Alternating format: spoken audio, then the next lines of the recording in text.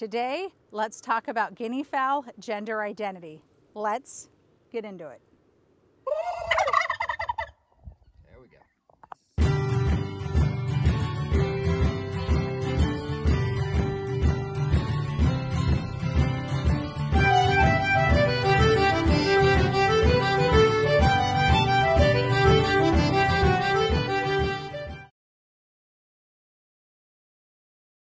All right, welcome back to the Renewed Homestead. I'm Denise. Thank you so much for joining me today. It is a very cloudy, windy day. We're supposed to get a lot of rain in a few hours. It is very windy. I'm hoping we're going to be able to do this video outside. The lighting is far better and it's far prettier out here. Inside of the house, as you know, is chaos with all the construction going on, but I'm hopeful we're going to be able to get through the video in here. It's a much nicer setting out here and it's too dark in the house, but we'll manage. So hopefully you'll be able to hear me okay. But today I really want to discuss the differences between male and female guinea fowl. And I have my hand over the microphone just to try to help offset some of the wind, so hopefully it's working. But male and female guinea fowl can be very difficult to identify. They look very similar, but there are some subtle signs that will allow you to tell the difference between the sexes. So we're gonna go over a few different ways. The last way that we discussed, Ben and I have never done. We don't really have any plans to do it, but I want to give you all of your options. So the first way, and the easiest way really, is vocalization. So they say at about 8 weeks, guinea fowl will start to vocalize. It's been our experience, it's been about 3 months or so. I have heard from others that it can really be anywhere from 8 to 12 weeks, sometimes up to 4 months, but in our experience, it's been about 3 months. And the males can only provide a 1-syllable sound.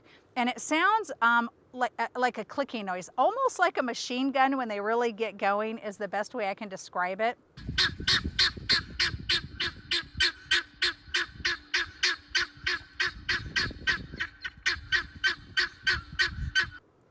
And the females are a 2-syllable typically. It's almost like a kee-kwa, kee-kwa.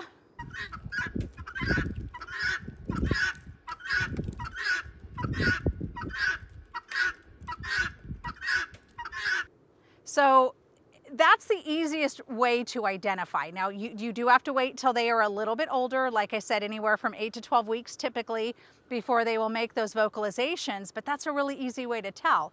Females can make a 1-syllable sound, but in our experience, they almost always make the kee-kwa sound, and I know I'm doing a horrible job at that, but as you know, as you've just seen the video showing the differences, it's kind of hard to mimic. But that's a really easy way to tell. Now, the other are physical characteristics that you can look at. Now, the first we're going to talk about is the helmet or a casque. Now, the helmet is what looks like a horn on top of their heads.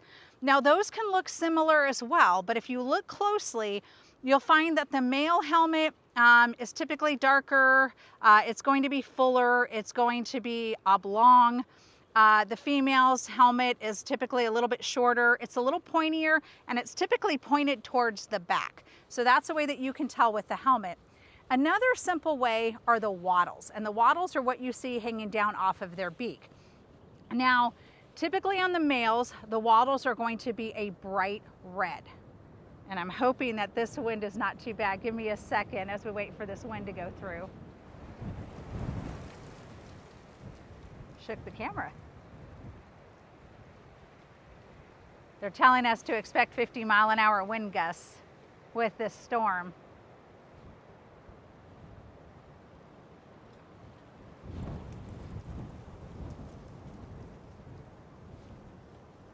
All right, so as we stated, on the males, the wattles are going to be a bright red. They're going to be fuller, and they're typically going to be shaped backwards towards their upper jaw. When you look at a female wattle, it's going to be more muted in color, and it's going to be a lot flatter.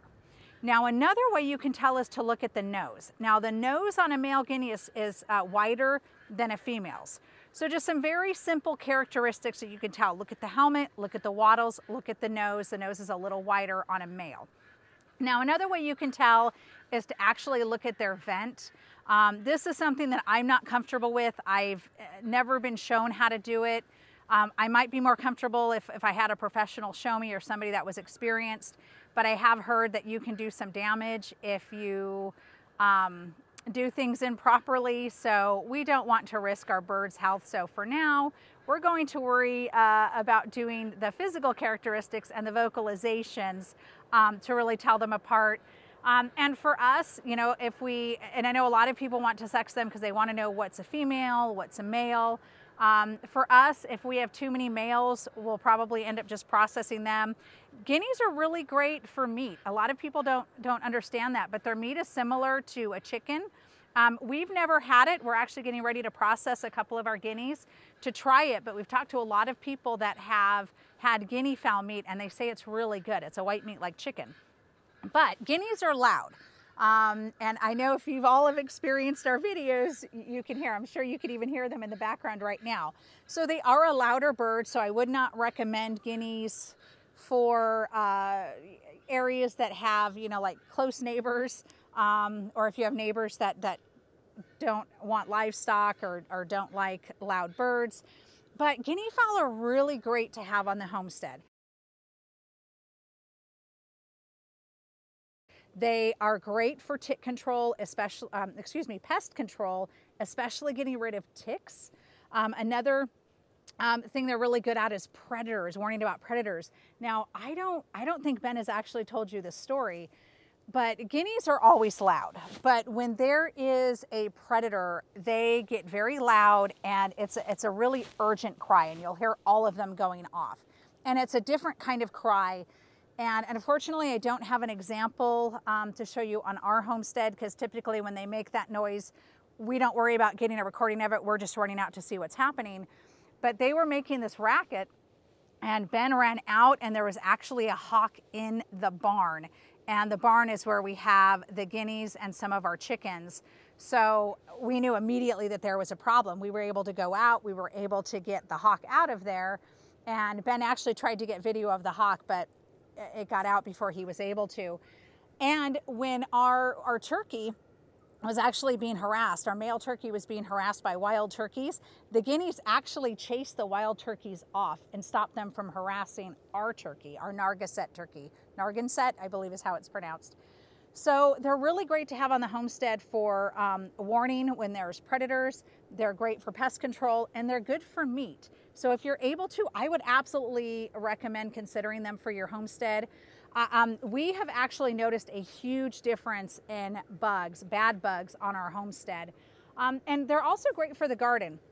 I know when we first got the ducks, we had people that told us, you know, ducks are great to put in the garden. Well, they are after the garden's done. But the issue is that the ducks get in there, and as you've seen in our previous videos, they dig under with their nose. So they disturb the dirt. They went in there and actually disturbed some of our lettuce. So I don't actually recommend using ducks until the garden is past, just like chickens. You know, chickens scratch and can be very destructive on gardens that are like a summer garden or a spring garden. They're really great when the garden is done and you need them to go in and scratch things up and disturb the soil a little bit. Guineas don't typically scratch the ground, and if they do, it's very gently. So they'll go in and they'll just pick right off of the plants. Their eyesight's really great during the day, not so much at night, but during the day they have amazing eyesight, and they can see those small little bugs, and they can see those teeny ticks and aphids and everything else. So we allow them in our garden during the year when our garden is active. And then we let them roam all over the property so they can get the ticks. And we noticed a huge decrease in deer ticks on our property. And we also noticed a huge decrease of stink bugs this year from last year.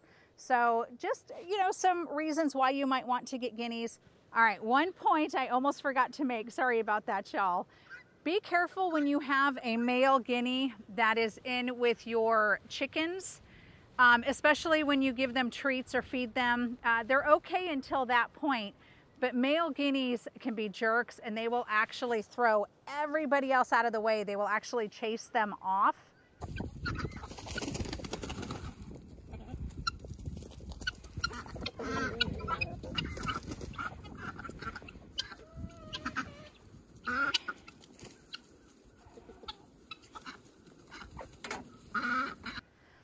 And I've even seen them peck at the other chickens and try to hurt them when the chickens are going in to eat as well. And you can put out like multiple strips of food, which is what I've done.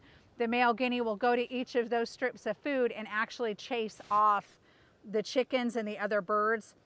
So just something to be aware of. They're okay when they're not being fed, but when they're being fed, they will try to chase off all other birds and they become mean. So just wanted to let y'all know about that point when you're putting guineas in with chickens.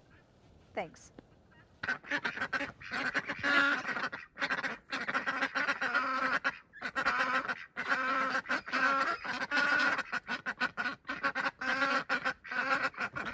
Let me know if you have any questions.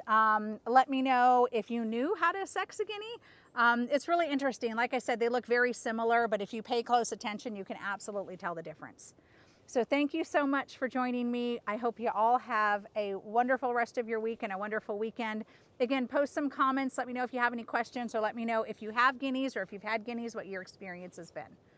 God bless, and we'll see you on the next video. Bye, y'all.